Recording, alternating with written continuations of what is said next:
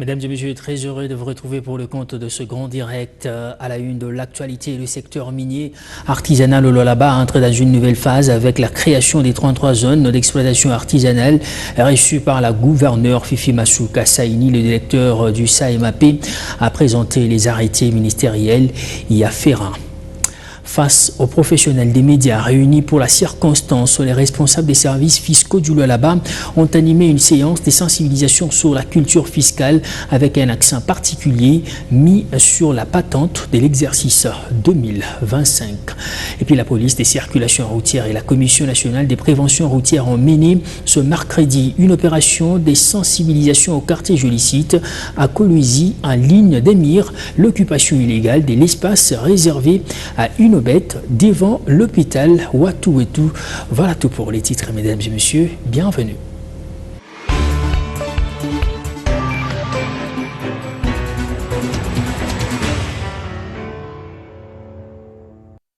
Commençons par cette actualité de l'opposition congolaise réunie au sein du C64 qui a décrété une journée ville morte pour dire non aux manœuvres de changement de la constitution par le pouvoir en place à Kolwezi tout comme à Lubumbashi. Les acteurs politiques de cette plateforme se félicitent du respect de mots d'ordre par la population. Ce dernier évoque par ailleurs que cette journée ville morte est un véritable test de mobilisation pour l'opposition congolaise.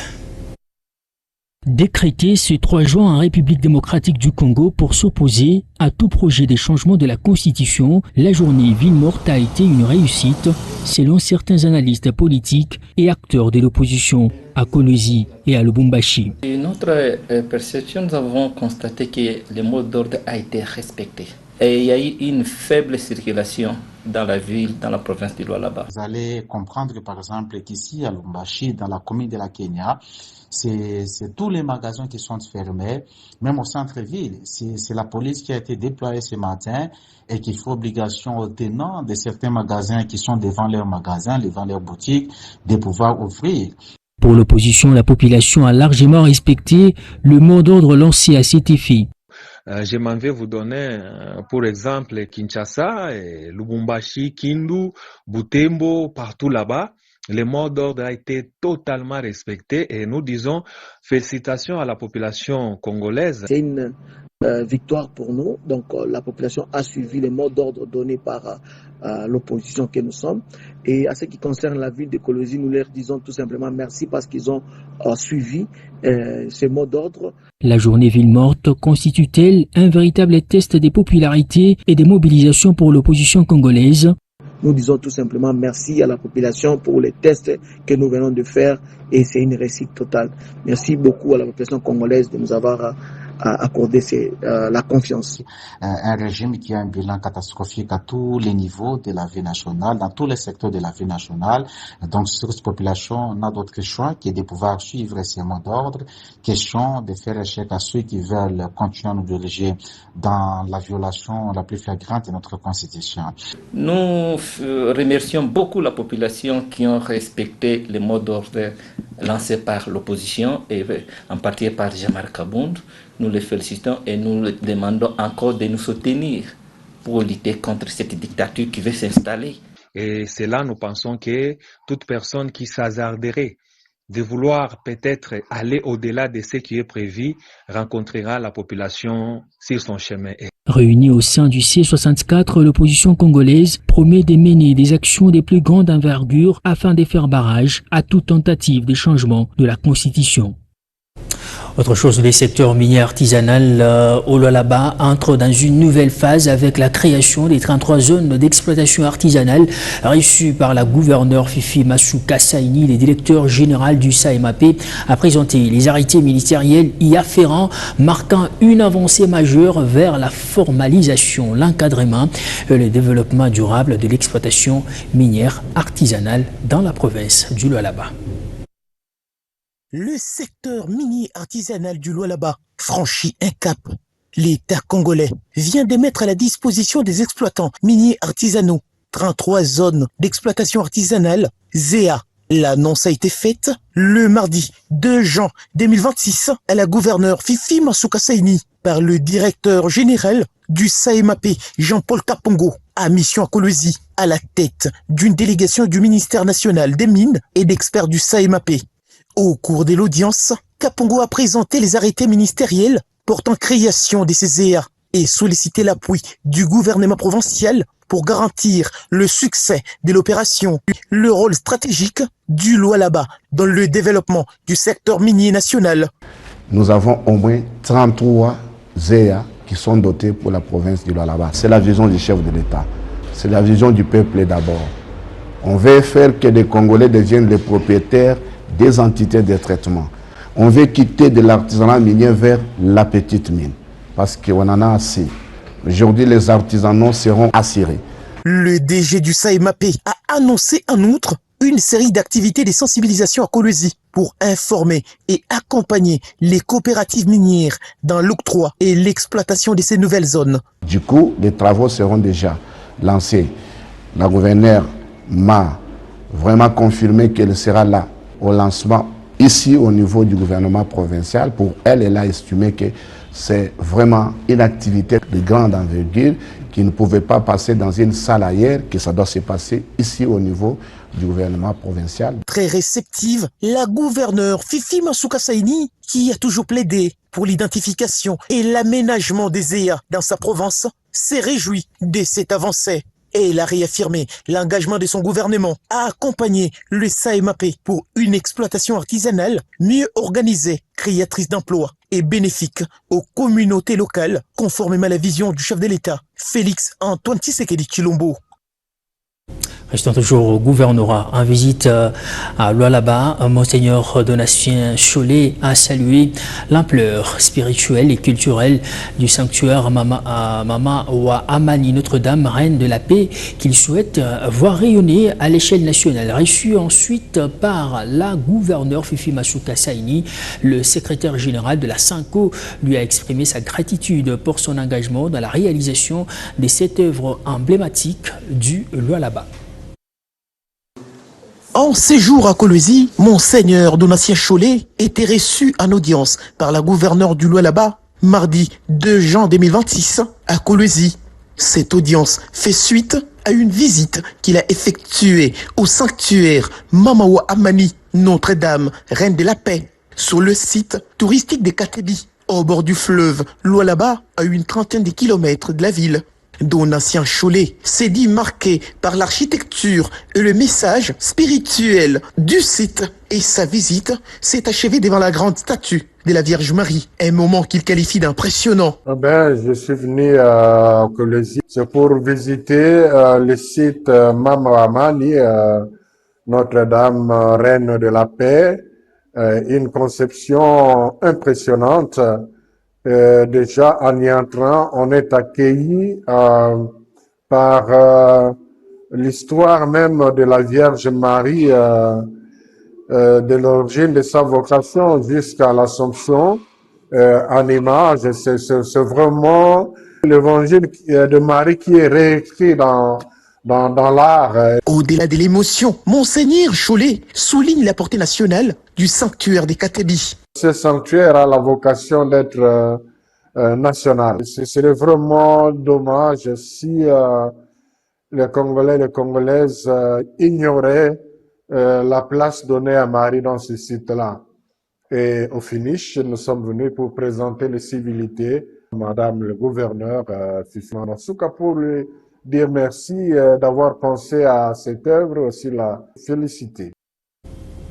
Face aux professionnels des médias réunis pour la circonstance, les responsables des services fiscaux, mais aussi du Lualaba plutôt, ont animé une séance de sensibilisation sur la culture fiscale avec un accent particulier mis sur la patente de l'exercice 2025.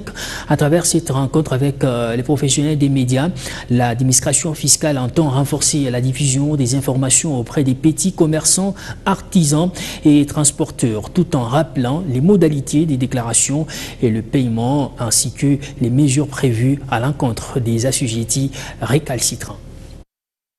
Prenant la parole, le chef du bureau d'études et planification, Fridolin Kibungé, a d'abord circonscrit les cadres de cette rencontre. Il a expliqué que cette activité s'inscrit dans une vaste campagne d'information visant à amener les contribuables à mieux comprendre leurs obligations fiscales et à se conformer aux dispositions légales en vigueur. La direction des recettes non fiscales du Lualaba préconise la déclaration libre qui consiste à inviter les assujettis à venir volontairement souscrire à leur patente. Et vous allez peut-être me poser la question, mais je parle de quels assujettis? Vous allez, comme je l'ai dit dans mon introduction, c'est que vous avez ceux qui exercent le petit commerce, vous avez les artisanaux, vous avez les transporteurs. Dans son exposé, il a rappelé que la patente est un document officiel délivré aux assujettis pour leur permettre d'exercer également leurs activités. Ce document est soumis à un paiement annuel et constitue une obligation pour toute personne exerçant une activité génératrice des revenus. La patente est une taxe qui est perçue par la province au travers nous, qui sont des services ou la régie chargée de mobiliser les recettes. Cette communication a pour objectif d'informer les assujettis sur la culture fiscale, particulièrement en ce qui concerne la patente pour l'exercice 2025, a-t-il indiqué, tout en insistant sur les systèmes de déclaration libre préconisés par l'administration fiscale. La patente elle-même, elle a un caractère annuel. On paye une fois l'an. Mais il faut préciser que nous avons un retard d'une année. Et donc aujourd'hui, vous allez comprendre qu'aujourd'hui, nous sommes en 2026, au mois de juin, mais nous allons parler du recouvrement et sensibiliser nos assujettis sur le recouvrement de la patente de l'exercice 2025. Pour faciliter les opérations, les services d'assiette, notamment ceux en charge des petites et moyennes entreprises, ainsi que des activités assimilées, ont été mises à contribution. Des équipes seront déployées sur le terrain afin de rapprocher l'administration fiscale des contribuables et de simplifier les procédures de paiement. Nos agents, lorsqu'ils descendent là, ils ne vont pas directement commencer à percevoir et dire « Ah, tel, tu dois ceci, cela ». Non. Il y a aussi un processus, ils se présentent auprès de l'administrateur du marché avec qui ils vont travailler ensemble. Et ils vont même sensibiliser ensemble je les appelle les vendeurs ou les commerçants pour dire non, nous avons les équipes de la Dernoflou, du PMA qui sont en train de procéder au recouvrement sur la patente. Toutefois, Fridolin Kibungué a tenu à attirer l'attention des assujettis sur la nécessité de rester vigilants face à d'éventuelles pratiques frauduleuses. Il leur a recommandé de toujours s'assurer que les agents chargés des opérations de recouvrement soient munis d'ordre d'émission en bonne et due forme avant toute transaction. La première garantie, c'est les ordres d'émission. Et quand nous avons dit les ordres d'émission, dûment signés par des personnes habilitées à le faire. Plusieurs préoccupations ont été soulevées concernant les modalités d'obtention de la patente, les procédures de déclaration ainsi que les mécanismes de paiement. À chacune de ces questions, les chefs des bureaux d'études et planification apportaient des éclaircissements, dissipant ainsi les inquiétudes exprimées par les journalistes. Par ailleurs, il a prévenu qu'après cette phase de sensibilisation, l'administration procédera au recouvrement forcé auprès des contribuables qui ne se seront pas acquittés volontairement de leurs obligations fiscales. Une mesure qui vise à garantir le respect de la réglementation et à assurer une meilleure mobilisation des recettes publiques. Le bourgmestre de la commune de Manika a initié une tournée dans sa juridiction ce mercredi, accompagné de son bureau, de son conseil municipal et celui de la jeunesse. Thierry a mis la main à la pâte en ce jour des Salongo, nous dit Exaucé Ngoy dans ces images. C'est sur l'avenue Tabora que cette opération a débuté. Au quartier Kaeke, l'équipe, munie de brosses et de balais, s'est attelée au nettoyage des routes asphaltées par la commune de Manika. Après cette étape, Thierry Sambumba et ses collaborateurs ont effectué une marche de sensibilisation au marché Manika afin d'encourager les commerçants à l'assainissement. Ils se sont ensuite rendus au rond-point Mwangeji pour poursuivre le même exercice. Sur place, le bourgmestre de la commune de Manika s'est dit satisfait de constater l'adhésion de la population à cette campagne de sensibilisation sur l'hygiène et l'assainissement. Comme vous le savez, le chef de l'État par l'entremise de Madame la gouverneure, nous ont instruit de garder propre nos entités. Donc il est de bonne loi que nous puissions faire les descentes, surtout comme aujourd'hui c'est une journée spéciale pour les Salongo. Il faudrait encore sensibiliser et accompagner nos services d'assainissement pour rendre propre, n'est-ce pas, les avenirs ainsi que les parcelles. Alors, nous sommes ici au niveau de Mouangeji. Comme vous le savez, il y a plein d'activités, il y a des commerçants, mais certains commerçants, ils oublient, ils n'ont pas de poubelles. Il faut les rappeler pour qu'ils puissent avoir des poubelles. Quand on prend un coca, la canette, on va jeter la bouteille ou la canette dans la poubelle. On a compris que la population a adhéré à la vision. Et nous disons merci à l'autorité provinciale ainsi qu'au chef de l'État de pouvoir nous rappeler régulièrement de garder cet esprit de salon. Comme chaque mercredi, les responsables des établissements commerciaux ont observé la journée de Salongo consacrée à l'entretien de leur lieu de travail avant le début des activités fixées à 11 h. Sous un autre chapitre, malgré l'appel de l'opposition à une journée ville morte ce mercredi 3 juin, au secteur des Lulu, aucune perturbation majeure n'a été constatée. Les commerces sont restés ouverts, les agents ont répondu présents à leur poste et les usagers ont continué à bénéficier des services administratifs comme d'habitude. Pour se rassurer de l'effectivité de la présence des agents, la chef des secteurs Betty Kando Katoke, accompagnée de Kaskongewa, secrétaire administratif et chargé du personnel, a effectué une ronde dans différents services administratifs afin de vérifier la présence effective des agents et le bon fonctionnement des bureaux.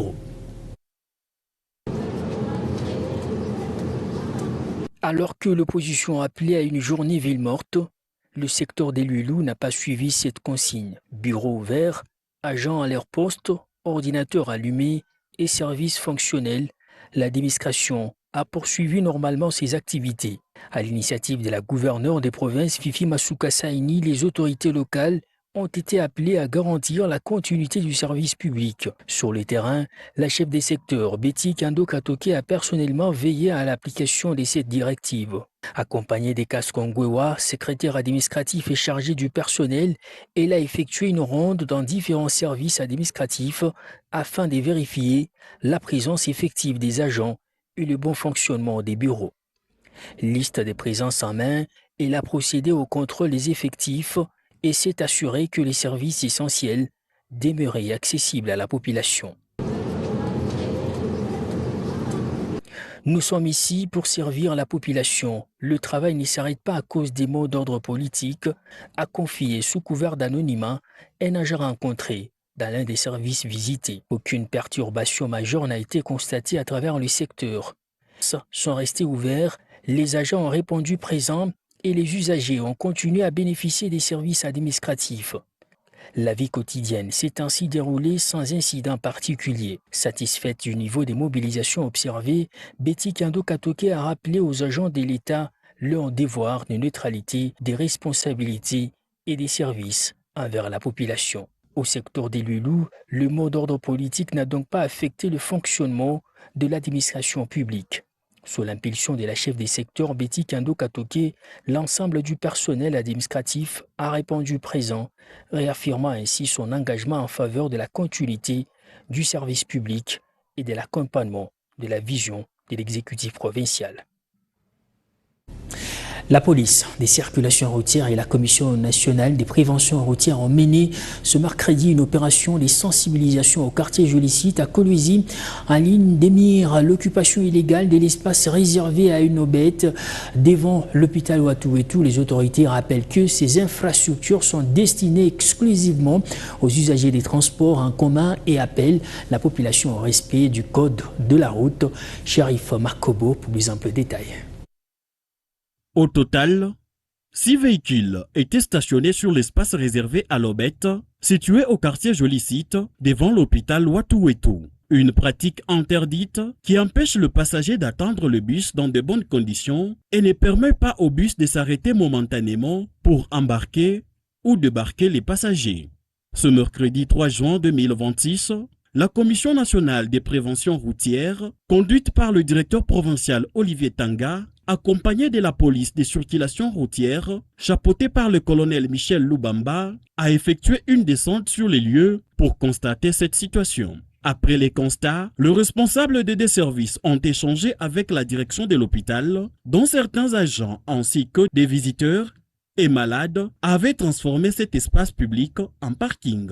Un message de sensibilisation leur a été adressé afin de rappeler l'importance du respect des infrastructures routières destinées au transport en commun. Les véhicules stationnés sur l'Obette ont été sommés de libérer immédiatement l'espace afin de permettre aux usagers et aux transporteurs d'en faire un usage conforme à sa destination.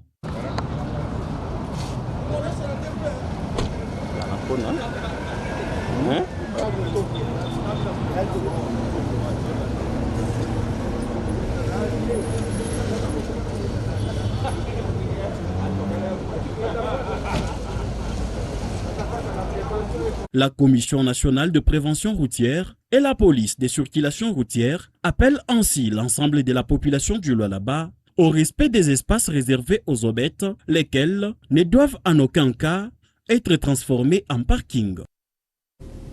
La 7e édition du Katanga Business Meeting organisé à Kolwezi a enregistré la participation remarquée de l'entreprise minière Chemaf. À cette occasion, l'entreprise a mis en avant sa vision axée sur le développement durable et la transformation économique. Chemaf a également tenu à préciser qu'elle est passée depuis le mois de mars dernier sous le contrôle d'un nouveau consortium. Cette nouvelle dynamique s'inscrit dans une volonté de relance des activités minières et de renforcement de sa contribution au développement économique de la province du Lualaba et de la République démocratique du Congo. Katanga Business Meeting, ce grand rendez-vous dans le domaine économique, industriel et minier, a réuni plusieurs entreprises minières aussi pour sa 7e édition organisée à Kolwezi. C'est le cas de Chemical of Africa, Chemaf en sigle. C'était une occasion pour elle de présenter ses valeurs qui contribuent au développement durable et à la transformation économique. Pour Papi Mwempa, manager géologie, exploitation business et développement, Chemaf est désormais entre les mains d'un nouveau consortium. Il est vrai que Chemaf, par le passé, c'était une entreprise de droit congolais comme maintenant là, mais qui appartenait à M. Shiraz Vergi. Depuis le mois de mars, la transaction a été faite et aujourd'hui là, c'est Vertus Liode qui sont notre employeur. La relance progressive minière de Chemaf est bel et bien effective, a-t-il ajouté. La production de la première phase va aller à 20 000 tonnes cuivre et 5 000 tonnes cobalt. Et la deuxième phase, pour ce qui est de Mutoshi, va pratiquement doubler. Pour Paulin Kadea, responsable des ressources humaines, la relance d'un projet suspendu depuis 2023 est aussi effective. Le projet a déjà repris. C'est depuis 2023 qu'on avait eu à arrêter sur base de beaucoup de problèmes. Maintenant, là, nous sommes en projet. Le projet évolue très bien. Pour une durée de 5 ou bien 6 mois, on aura terminé pour basculer maintenant du côté opération. Chemaf prévoit aussi une reprise progressive de la main-d'œuvre locale dans un délai de 6 mois grâce à l'accompagnement des nouveaux employeurs. Signalons que le stand de Chemaf à KBM a attiré l'attention du vice-premier ministre, ministre de l'économie Daniel Mukoko Samba, ainsi que de la gouverneure Fifi Masuka Saini. La semaine dernière, le chef de l'État, Félix Tshisekedi, a confié la gestion de l'assainissement à une task force. Cette unité composée des paramilitaires sera dirigée par le général Kassongo Kabwik, commandant du service national. Une initiative louable. Faudra-t-on répliquer plutôt la pratique dans les provinces? La réponse dans ce récit, signé Oscar Kalamba et John Mwema. La création d'une task force chargée de l'assainissement de la ville-province de Kinshasa a été confirmée lors de la 91e réunion du Conseil des ministres. Cette unité sera dirigée par le lieutenant-général Kassongo Kabwik, issu du service national. Cette décision est saluée par nombreux Congolais qui espèrent voir la capitale retrouver sa propreté et son image d'antan. Aujourd'hui, c'est invivable à Kinshasa. Vous allez vous rendre compte qu'il y a des saletés presque partout. Il fallait que le chef de l'État lui-même puisse s'impliquer pour essayer de résoudre cette question qui est très cruciale pour la population quinoise. Accompagner cette mesure avec de mesures de rigueur qui vont faire en sorte qu'il y ait des arrestations pour les récalcitrants ou des personnes qui vont continuer à mal gérer leurs poubelles. C'est un travailleur et à lui au moins nous avons confiance que la ville-province de Kinshasa retrouvera sa beauté naturelle depuis 1900. Depuis qu'il a pris le service national, côté champs et consorts, tout ce qu'il est en train de produire. Cette initiative mérite-t-elle d'être reproduite dans les provinces du pays? Et nous pouvons penser que cela soit élargi à toutes les provinces et dans cet ordre d'idées, l'installer partout pour l'assainissement, ça sera la bonne des idées.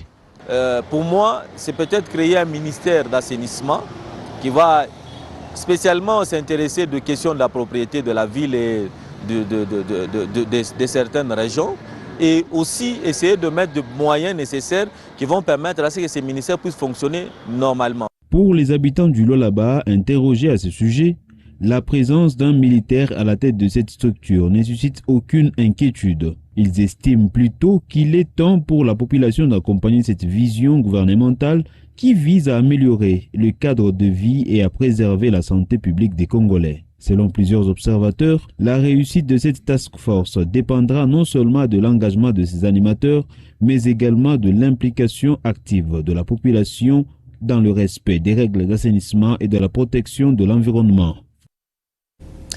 En page noire, décédé le 24 mai, Joël Mbunj a reçu les derniers hommages de sa famille, de ses proches et des autorités de la province ce mercredi à l'esplanade du cercle créatif Manika à Kolwezi. Fidèle à sa proximité avec la population et soucieuse d'accompagner les familles dans les moments les plus douloureux, l'Assemblée provinciale du Lualaba a une nouvelle fois répondu présente à la cérémonie d'adieu de Joël Mbunj, fils de Francine Mbunj, ancien directeur de la direction de recettes du Lualaba, à travers les députés provinciaux. Décédé le 24 mai dernier, l'illustre disparu a été accompagné en sa dernière demeure lors d'une cérémonie organisée ce mercredi 3 juin sur l'explanade du cercle récréatif Manika. Plusieurs autorités politico-administratives, membres de la famille biologique, amis et fidèles chrétiens ont pris part à ces moments de recueillement. Dans son message de circonstance, le pasteur Landrine Voula a invité l'assistance à se remettre à la volonté divine tout en mettant en lumière le parcours et les valeurs qu'incarnait le défunt. Mais pourquoi est-il mort de cette manière-là? Nous n'avons pas de réponse à donner, mais c'est Dieu qui a permis. Il a permis par la crise que ces derniers puissent nous quitter. Les témoignages se sont ensuite succédés. C'est notamment celui de la famille. Je ne sais pas si les mots existent pour décrire ce que je ressens actuellement. Il y a encore quelques jours, Joël était parmi nous. Aujourd'hui, nous sommes réunis pour lui dire au revoir. Et c'est une réalité que nous avons encore du mal à accepter. Quand les gens voyaient Joël pour la première fois, ils le trouvaient souvent timide. Mais ceux qui le connaissaient vraiment savaient qu'il était loin d'être seulement ça. Joël était très drôle. Par la suite, le cortège funèbre s'est dirigé vers la nécropole Rivière des Anges pour l'inhumation. À cette ultime étape, le président de l'Assemblée provinciale du Lualaba, l'honorable Jean-Marie Kasseya, a tenu à être personnellement présent pour partager la douleur de la famille et témoigner sa solidarité en ces circonstances difficiles en dépit de son agenda chargé. Dans un geste de respect et de recueillement, les premiers des élus provinciaux du Lualaba s'est incliné devant la dépouille de Joël Mbunj avant son inhumation.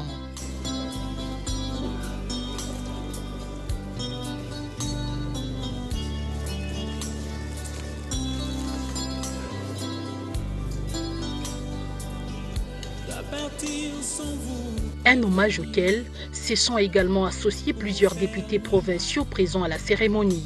Parti à seulement 21 ans, Joël Mbunj laisse derrière lui les souvenirs d'un jeune homme dont la disparition prématurée a suscité une vive émotion et de la tristesse.